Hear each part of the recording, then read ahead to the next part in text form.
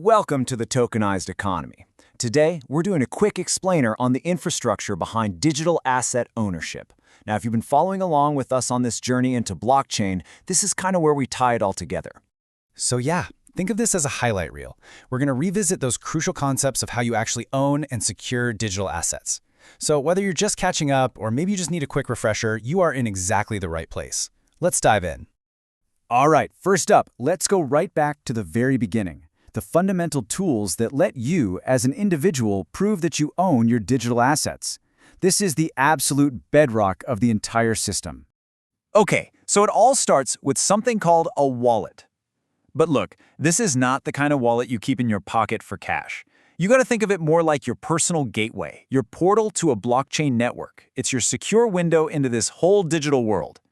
Now, inside that wallet is your private key. And let me tell you, this is everything. It is the one secret password that gives you, and only you, total control over your assets. Seriously, if your wallet is the front door, your private key is the only key in the universe that can unlock it.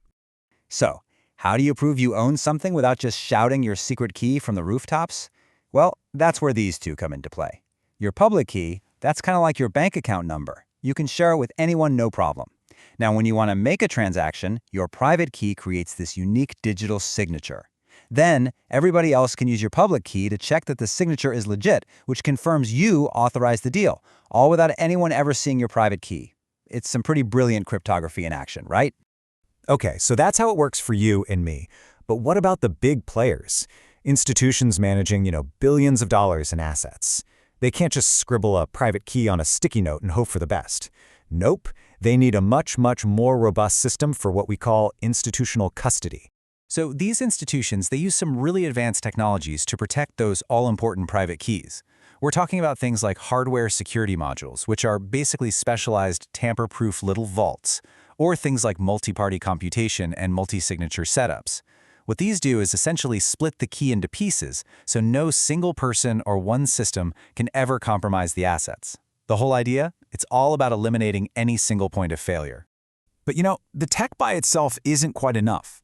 On top of that super secure foundation, institutions build layers of governance. Think of these as the rules of the road. You've got approval workflows that mean multiple people have to sign off on a transaction, and policy engines that enforce rules, like you can't withdraw more than this amount. It's really about adding human processes to the power of the technology. Okay, so we've gone through wallets, keys, institutional controls, but why does all this matter so much? What's the big deal? Well, this is where we zoom out and connect all the dots back to the financial world that we're all familiar with. Just take a look at this comparison. It's pretty telling. In traditional finance, we all rely on these trusted third parties, right? Custodians, settlement systems, they safeguard assets and make sure transactions go through smoothly.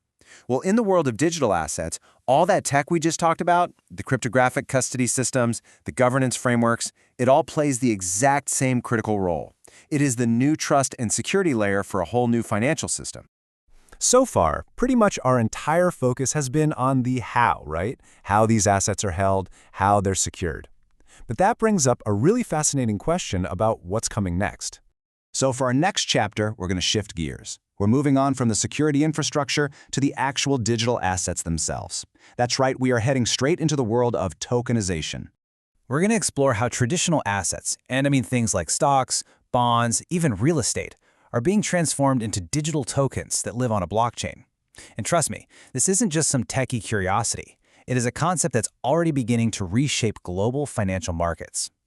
We really hope this recap helped clarify the critical infrastructure that's behind digital ownership. Now, to continue this journey with us into the world of tokenization, make sure you subscribe. And hey, if you have questions or topics you want us to tackle, please let us know down in the comments. Thanks for watching.